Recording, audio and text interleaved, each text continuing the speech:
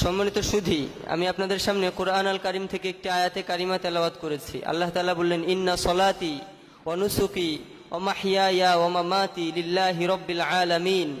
আল্লাহ বললেন, নবী হে, আপনার উম্মতদেরকে জানিয়ে দিন, নিশ্চয় আমার নামাজ, আমার কুরবানি। ইন্না সলাতি, সলাত মানে কি? নামাজ। সবাই বলেন কি? নামাজ। আল্লাহ বললেন, কুল ইন্না সলাতি, নিশ্চয় আমার নামাজ, ওয়া নুসুকি, নিশ্চয় আমার কুরবানি, ওয়া মাহইয়ায়া, আমার বেঁচে থাকা, ওয়া মামাতি লিল্লাহি রাব্বিল আলামিন, নিশ্চয় আমার নামাজ, আমার কুরবানি, আমার বেঁচে থাকা, আমার মরে যাওয়া সবকিছু হবে একজনের জন্য। তিনি কে? আরো জোরে বলেন, কে? আমরা নামাজ পড়বো কার জন্য? সবাই বলেন, কার জন্য? আল্লাহর জন্য নামাজ পড়বো। নামাজ পড়বো কাকে দেখানোর জন্য? আল্লাহকে দেখানোর জন্য। ওয়া নুসুকি, আমরা কুরবানি করি কার জন্য? সবাই বলেন। ওয়া মাহইয়ায়া, আমরা বেঁচে আছি কার জন্য? আমাদেরকে পৃথিবীতে পাঠানো হয়েছে কার ইবাদতের জন্য? কার দাসত্বের জন্য? এজন্য ওয়া মামাতি, আমরা মরবো কার জন্য? আল্লাহর জন্য। যারা মরে তারা মৃত না, তাদেরকে জীবিত হিসেবে ঘোষণা করেছে কে? রব্বুল আলামিন বললেন, ওয়ালা তাকুলু লিমান ইউকতালু ফি সাবিলিল্লাহি আমওয়াত বাল আহইয়াউ ওয়ালাকিন লা তাশউরুন। আল্লাহু আকবার। আল্লাহ বললেন, যারা আমি আল্লাহর জন্য মারা গিয়েছে, যারা আমি আল্লাহর পথে মারা গিয়েছে, আমি আল্লাহর জন্য যারা জীবন দিয়েছে, আমি আল্লাহর জন্য যারা মৃত্যুবরণ করেছে, তারা মৃত না, তারা অমৃত। তাদেরকে তোমরা মৃত বলো না, তারা মৃত না, তারা জীবিত। তবে তোমরা তা উপলব্ধি করতে পারো না। এজন্য আল্লাহর জন্য যারা মারা গিয়েছে তারা মৃত নাকি অমৃত? কথা বলেন। যারা শহীদ তারা মৃত্যুবরণ করেনি, আমরা উপলব্ধি করতে পারি না, আমরা দেখি না। বাহ্যিকভাবে তাদেরকে দাফন কাফন করা হয়, তাদেরকে কবরে রেখে আসা হয়, কিন্তু তারা মৃত না। ঘোষণাটা কার? এজন্য আমরা নামাজ পড়বো কার জন্য? আমরা কুরবানি করব কার জন্য? আমরা বেঁচে আছি কার জন্য? আমাদের প্রতিটা কাজ একজনের জন্য হবে। তিনি কে? মান আহাব্বা লিল্লাহ ওয়া আবগাদা লিল্লাহ ওয়া আতা লিল্লাহ ওয়া মান আলিল্লাহ ফাকাদ ইসতাকমালাল ঈমান। কাউকে বন্ধু বানাবো একজনের জন্য, তিনি কে? আরো জোরে বলেন, কে? কাউকে বন্ধু বানাবো আমরা একজনের জন্য, তিনি কে? কাউকে বন্ধু বানাবো আল্লাহর জন্য, শত্রুতা করব আল্লাহর জন্য, কাউকে ভালোবাসবো আল্লাহর জন্য। কাউকে যদি ঘৃণা করতে হয় তাও করব কার জন্য? আরো জোরে বলেন, কার জন্য? কেউ যদি আল্লাহর জন্য ভালোবাসে, আল্লাহর জন্য ঘৃণা করে, আল্লাহর জন্য বন্ধুত্ব করে, আল্লাহর জন্য শত্রুতা করে, তাহলে তার ঈমানকে আল্লাহ তাআলা পাওয়ারফুল ঈমান বানিয়ে দেবেন। সুবহানাল্লাহ। এজন্য আমাদের প্রতিটা কাজ একজনের জন্য হবে, তিনি কে?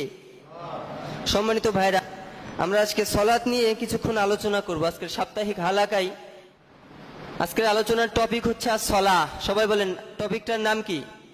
as-সালাহ, নামাজ। আমরা যেন নিয়মিত নামাজগুলো আদায় করি। আমরা নামাজ পড়ব কাকে দেখানোর জন্য? সবাই বলেন। এই নামাজটা সমস্ত কাজ, সমস্ত মন্দ কাজ থেকে, সমস্ত খারাপ কাজ থেকে নামাজ আপনাকে ফিরিয়ে আনবে। রব্বুল আলামিন বললেন, ইন্নাস সালাতা তানহা আনিল ফাহশাই ওয়াল মুনকার। নিশ্চয় নামাজ সমস্ত খারাপ কাজ, সমস্ত মন্দ কাজ থেকে নামাজ তোমাকে ফিরিয়ে আনবে। এজন্য যদি কেউ মিথ্যা কথা ছাড়তে না পারে, আপনি যদি মিথ্যা কথা বলা ছাড়তে না পারেন, নামাজ ধরেন। স্ত্রীর সাথে ভালো বিহেভ করতে পারছেন না, নামাজ ধরেন। নেশা ছাড়তে পারছেন না, আগে নামাজ ধরেন। মা বাবার খেদমতে মন বসেন, আগে কি? আগে নামাজ। ইন্নাস সালাতা তানহা আনিল ফাহশাই ওয়াল মুনকার। আল্লাহ বললেন, যারা নামাজ পড়ে তারা কখনো মিথ্যা বলতে পারে না।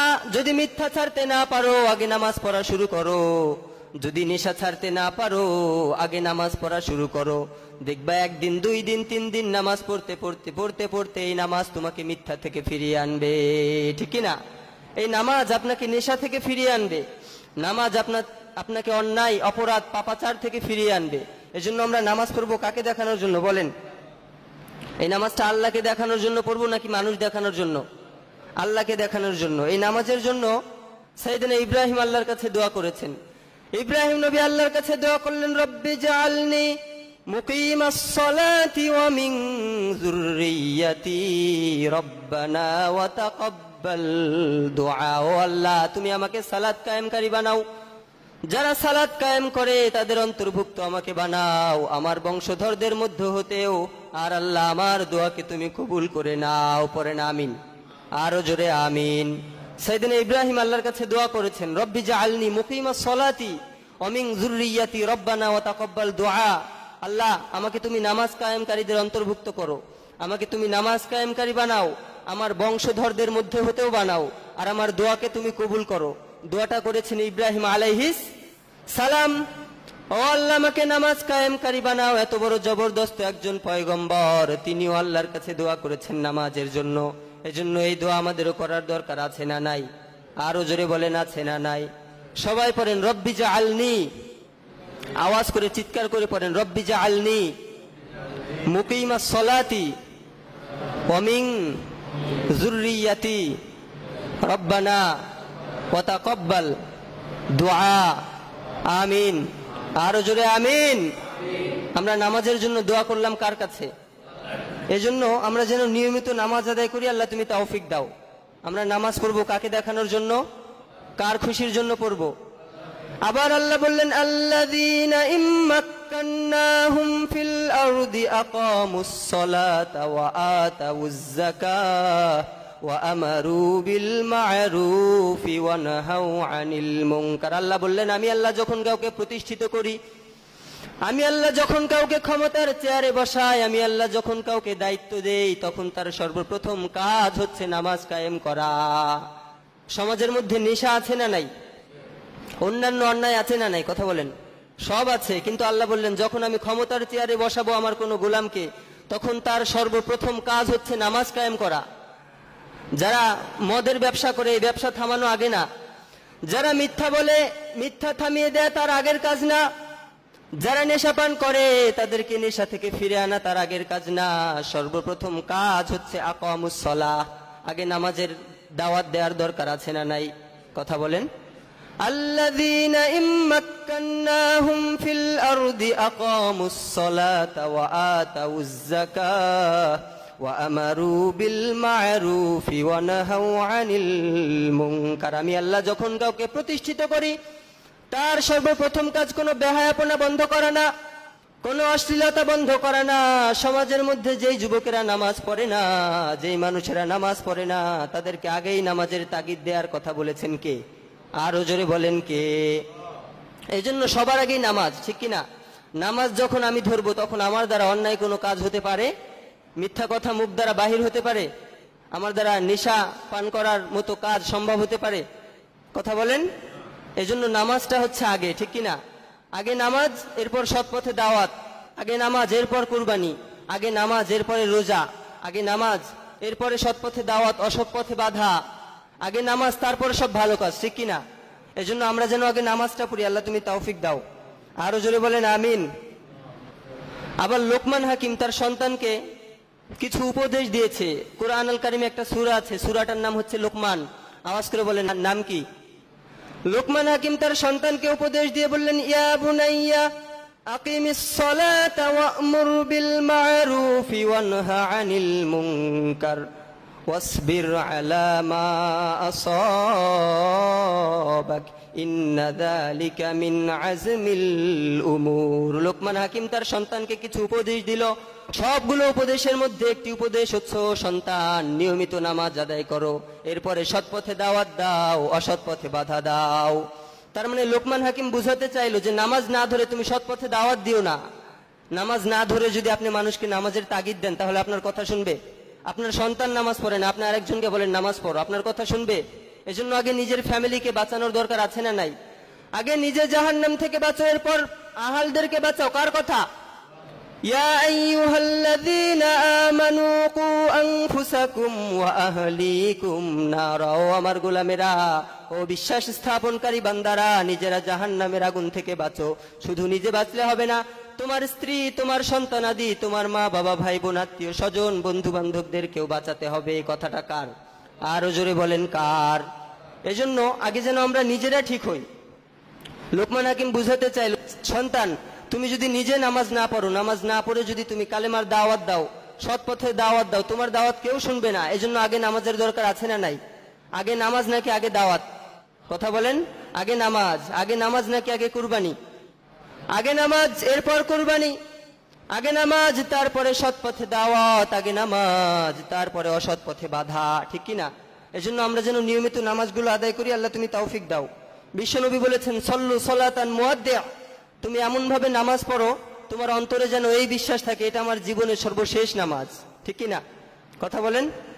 আমরা যদি জেনে নিই যে আজকে আমাদের মৃত্যু হবে, মৃত্যুর আগে যদি আমাদেরকে 2 রাকাত নফল নামাজ পড়ার সুযোগ দেয়া হয়, আমরা সাধারণত যেভাবে নামাজ পড়ি ওই নফল নামাজ, ওই 2 রাকাত নামাজ কি তেমন হবে? কথা বলেন। আমরা 3 মিনিটে 2 রাকাত নামাজ শেষ করি, কিন্তু মৃত্যু, আপনি জানেন যে আমার মৃত্যু নিশ্চিত। এরপরে আপনাকে মৃত্যুর পূর্বে 2 রাকাত নামাজ পড়ার সুযোগ দেওয়া হয়েছে। ওই নামাজে আপনার জায়নামাজ ভিজবে না চোখের জলে। কথা বলেন।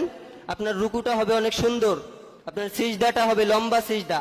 বিশ্বনবী বলেছেন এই বিশ্বাস অন্তরে স্থাপন করবা যে আমি যে নামাজ পড়ছি এই নামাজটা আমার জীবনের সর্বশেষ নামাজ। আওয়াজ করে বলেন, জীবনের সর্বশেষ নামাজ। এই বিশ্বাস যেন আমরা অন্তরে রাখি। আমরা জুমার নামাজ পড়তে এসেছি, বাসায় যাব এই গ্যারান্টি আছে? কথা বলেন। ভাতের দানা তুলে মুখে দিয়েছি, 1 দানা ভাত খেয়েছি, দ্বিতীয়বার যে আবার খাবো এই গ্যারান্টি আছে? কথা বলেন। তাহলে 1 রাকাত নামাজ পড়লাম, দ্বিতীয় রাকাত পড়তে পারবো এই গ্যারান্টি আছে? এজন্য বিশ্বনবী বললেন সল্লু সলাতান মুআদ্দিয়া, এমন ভাবে নামাজ পড়ো যেন তোমার বিশ্বাস অন্তরের মধ্যে থাকে এটা তোমার জীবনের সর্বশেষ নামাজ। যদি এই বিশ্বাস রাখতে পারো তাহলে নামাজের মধ্যে পরিপূর্ণ খুশু অর্জন হয়ে যাবে, ঠিক কি না? এজন্য আমরা যেন এটা মনে মনে চিন্তা করি এই নামাজটা আমাদের জীবনের সর্বশেষ নামাজ হতে পারে। এজন্য খুজুর সাথে নামাজের দরকার আছে না নাই?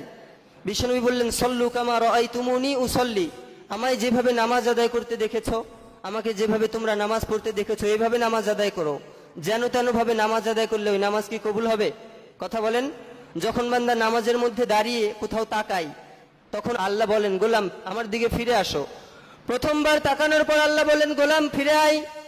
দ্বিতীয়বার তাকানোর পরে আল্লাহ বলে গোলাম নামাজের মধ্যে দাঁড়িয়েছো, আমার সামনে দাঁড়িয়ে আছো, অন্যদিকে তাকিও না, সিজদার দিকে তাকাও, ফিরে আসো। তৃতীয়বার যখন অন্য দিকে তাকাই তখন আল্লাহ বলে ফিরে আসো। চতুর্থবার তাকানোর পরে আল্লাহ বলে তোমার নামাজের আমার কোনো প্রয়োজন নাই। আমরা নামাজ পড়ি কার খুশির জন্য? আল্লাহ যদি বলে এই নামাজের আমার দরকার নাই তাহলে নামাজটা কবুল হবে? এই নামাজ পড়ে কোনো লাভ আছে? এজন্য নামাজটা যেন খুজুর সাথে আমরা আদায় করি। আল্লাহ তুমি তৌফিক দাও। বিশ্বনবী বললেন আসসালাতু মিফতাহুল জান্নাহ, এই নামাজ হচ্ছে জান্নাতের চাবিকাঠি। জান্নাতের গেটে তালা আছে না নাই? এই তালা খোলার জন্য চাবির দরকার আছে না নাই? মিফতাহুল জান্নাতিস সালাহ, জান্নাতে যদি কেউ যেতে চায় তাহলে নামাজের দরকার আছে না নাই? নামাজ হচ্ছে জান্নাতে যাওয়ার চাবি। এজন্য যারা জান্নাতে যেতে চায় তারা যেন নিয়মিত নামাজ আদায় করে। যেন তেন ভাবে নামাজ আদায় করলে হবে না। এই নামাজে যেন খুজু থাকে, এই নামাজে যেন মন থাকে। বিশ্বাস স্থাপন করতে হবে যে এটা আমার জীবনের সর্বশেষ নামাজ হতে পারে। যেভাবে বিশ্বনবী রুকু করেছেন, যেভাবে বিশ্বনবী সিজদা করেছেন সেভাবে আমাদের রুকু সিজদাগুলো হওয়ার প্রয়োজন আছে না নাই? এজন্য আমরা নামাজ পড়বো কার জন্য? আসসালাতু মি'রাজুল মুমিনিন, এই নামাজ হচ্ছে মুমিনের জন্য মেরাজ। বিশ্বনবী মেরাজে গিয়ে কার সাথে সাক্ষাৎ করেছেন? আরো জোরে বলেন কার সাথে? আপনারা মেরাজের ঘটনা শুনেন নাই?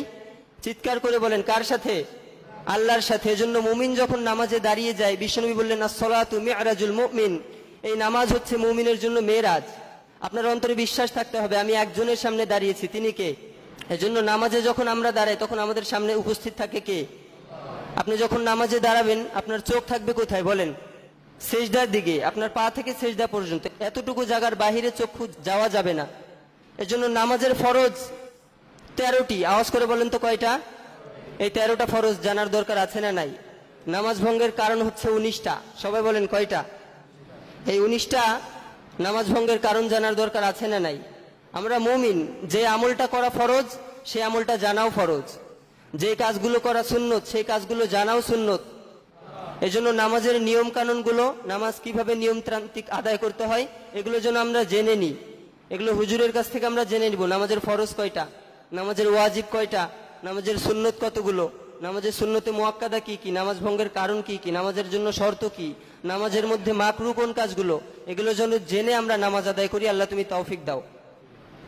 আউয়ালু মা ইউহাসাবু বিহিল আবদু ইয়াউমাল কিয়ামাতিস সালাহ, কিয়ামতের ময়দানে যখন সূর্যটা মাথার উপরে চলে আসবে, আল্লাহ তাআলা যখন তার সিংহাসনে বসে হুঙ্কার দিবেন আর বলবেন যে আইনা মুলুকুল আরদ, পৃথিবীর জমিনের রাজা বাদশাগুলো কোথায়? আইনাল জাব্বারুন আইনাল মুতাকাব্বিরুন লিমানিল মুলকুল ইয়াউম, আজকের দিনের রাজত্ব কার? ওই দিন কেউ থাকবে? কথা বলেন, কেউ থাকবে না। ওই দিন আল্লাহ তাআলা সর্বপ্রথম যে হিসাবটা বান্দার থেকে নিবে এটা হচ্ছে নামাজের হিসাব। আউয়ালু মা ইউহাসাবু বিহিল আবদু ইয়াউমাল কিয়ামাতিস সালাহ, সর্বপ্রথম বান্দার নামাজের হিসাব নেওয়া হবে কিয়ামতের ময়দানে।